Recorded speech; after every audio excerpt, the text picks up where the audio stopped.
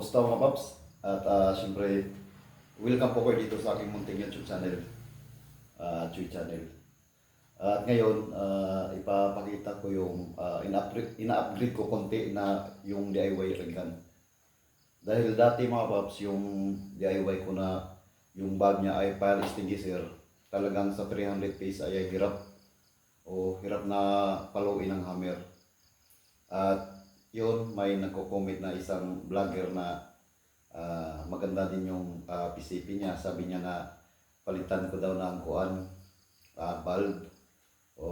Dahil kahit daw 1,000 PSI to 2,000 PSI kaya hampasin ng hammer. At yun nga, talagang in-upgrade ko mga paps. Dati talagang wini-welding ko, pero parang singaw ng singaw. Makaputok siya, tapos yun, sumisingaw. Dahil siyempre yung bulb ay sa fire extinguisher bulb. Sa fire extinguisher bulb, pangit pala yung gano'n. Kaya ngayon, ito na yung in-upgrade ko. Bali, binilhan ko na talaga siya ng tangke. Tangke. At yung siyempre barrel. Yung itong barrel, walang sleeve to. Nasa 1,300. Nagkamali nga ako dito mga paps dahil parang mag-vibrate siya. Pero okay naman din. Okay, paano marami na po itong huli. Ito. Tapos, yung bulb nito, Shenbao, may gauge siya. Yung bulb, Shenbao na dati sa Timo ko nabili, yung price dati ay nasa 4,000 siguro, 4,000 mahigit. Tapos biglang nag-sale, naging 1,000 na lang. Kaya binabili ko. Maganda yung bulb na Shenbao. At yun, ito, mumurahing scope. Nasa 400 to, kasama ship dito sa amin sa Southern Leyte ay umabot din ng 500. Nasa 500 din. Walang zoom to, parang 20 by 40 to, walang zoom. Kung sa baga, may adjustment lang siya left or right, talagang makatama talaga. At marami na po itong huli mga paps. Marami na po itong huli at hindi ko pinapakita yung huli dahil baka sabihin na po na ganyan, bakit pinagbaril po natin, mga ganon, mga ganyan. Marami na po itong huli. At yun, ito ay pinaghanda ko lang sa yung halimbawa yung musang ng mga manok, bayawak na nangangain ng manok. Yun, talagang libre ulam po mga paps.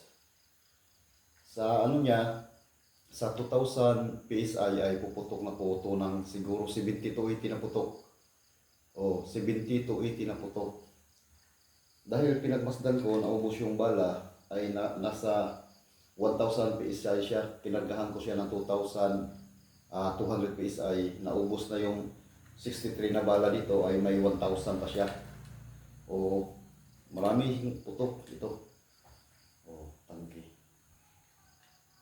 60, 50, kaya pang makatama. Pero siyempre, groupings po natin yan, gino-groups ko din po.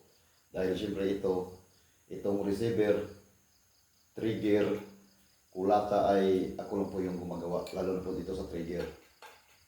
Ako na yung gumawa nito. Ito, ako na din po yung gumawa. Itong receiver, ako na din po yung gumagawa. Bali yung ginagamit ko dito, ito, parang yung round bar mga paps, hindi rin sa motor, yung ihi, medyo maliit yun. Nakita ko lang to dun sa junk shop. Ito, tapos may tornohan naman dito sa amin.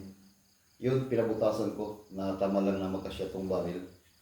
Ito, tapos yun, ako na naggawa nito. Ay kung makita nyo, dito ilagay yung bala. Tapos itong airgun na ito mga paps DIY ay para lang po to sa amin na walang pambili ng mamahaling PCP.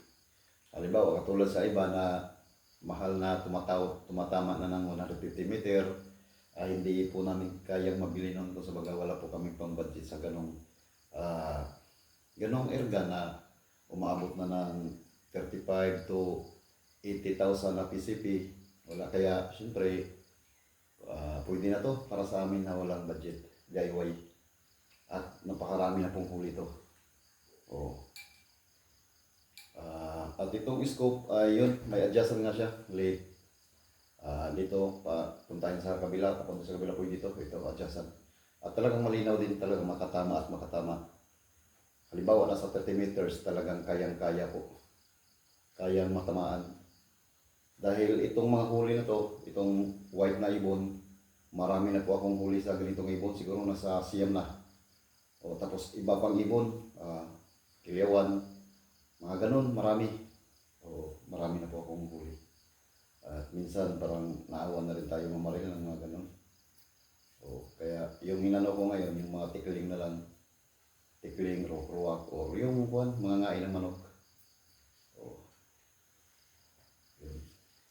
Yung nagastos ko dito mga babs, siguro wala pang 6,000. Kasama na po to, ito, PCP pump. O, dati yung gastos ko nung una kong binablog ay nasa 3,500. Ito, kasi pinaghinang-hinang ko lang yung pinag-welding ko. Pero ito ngayon, binilang ko na talaga siyang tangki. At siyang bawal. O, siyang bawal. At itong lagayan ko, in-order ko pa din doon sa Shopee, galing Indonesia, ito. Yan. At ako na din po yung gumagawa ng silencer mga babs. PVC lang to pero okay lang din. Yan. At ito yung bala ko mga babs. Ito mature. Mature. Yan, mature. Marami to. Siguro naka-anim na box to. Yung isang box na ubos na. Sa kabaril ng mga ibon at talagang libre ulam talaga mga babs. Libre ulam, libre pulutan. Ito. At nabili ko to kay Sir Papakid. Napakamura yung pellets niya. Sir Papakid. O ipapadala niya muna yung pellets bago mo bayaran. Kung sa online ay nasa yung bala 140 or 150, 160, sa kanya napakakalahati lang. Napakamura yung bala niya. Like GSB, Mature, Silver Streak, napakamura yung bala niya. Sir Papakid. Ito. Kalahati yung ano niya. Yung kung sa baga, napakamura yung kay Sir Papakid na bala sa Mature. Dahil dyan sa mga Shopee, umabot ng 140, 150, 180 pa yung iba. Pero sa kanya kalahati lang siguro o wala pa. Tapos ipapadala niya muna bago mo bayaran GCash or through Palawan.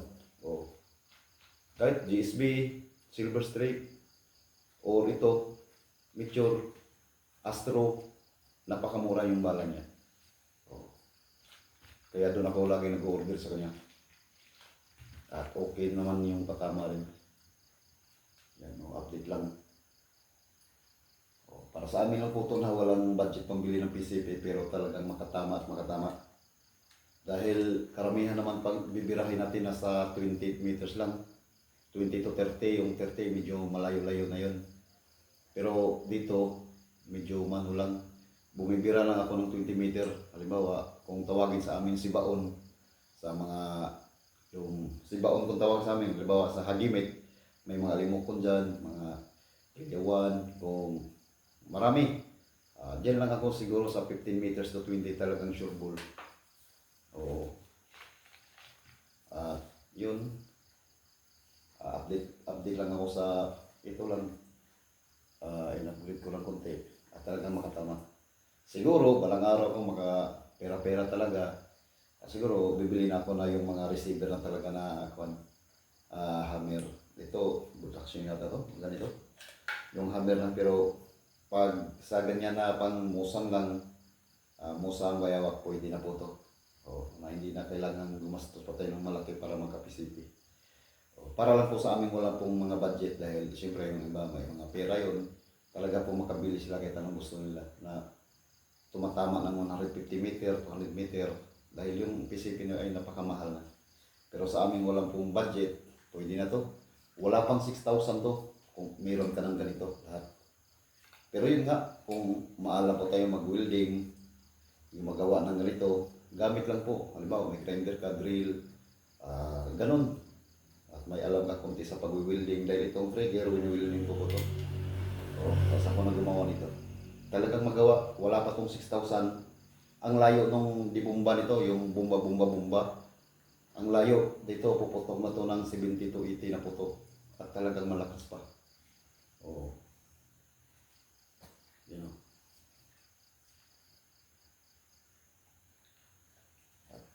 spasyo.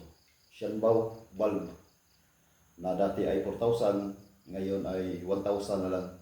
Pinaka-importante kasi sa airgun itong barrel lang at yung valve. Lalo pag DIY talagang sumisingaw ng singaw yan. Kaya kung gano'n na nag-DIY po tayo, bili na lang po tayo ng valve. Wala. Hanggang dito lang po mga paps, inukit ko lang yung airgun ko. Pwede ka mag-DIY na ganito na dyan lang mababayaran mo o magastos mo 5,000 to 6,000, mayroon ka ng ganitong airgun. Dahil pag bibili tayo 35,000 to 80,000, walang problema po sa may mga pera pero kaming walang budget. Okay na to, makatama lang. Dahil gino-groupings ko to, siguro mga 1 centi. 1 centi siya, halimbawa, hindi naman to point to point. Na katulad sa mga mamahalin na point to point, ito, lumisdan siya ng kuan. Siguro 1 centi, yung bilog na makatama talaga na kahit maliit pa na ibon. Nakarang araw, ang dami kong huli, siguro nasa 15 o 25 meters to 30. Maliliit na ibon, pero hindi ko pinapakita. Pero, at hanggang dito lang po mga babs. In-update ko lang at pinapakita ko dahil dito siguro maraming gusto magkaroon ng airgun katulad ng PCP pero medyo mahal. Gayahin nyo lang itong ginagawa ko. Yun, barrel, tangke, valve, scope na mumurahin, pwede na po yan para sa ating budget.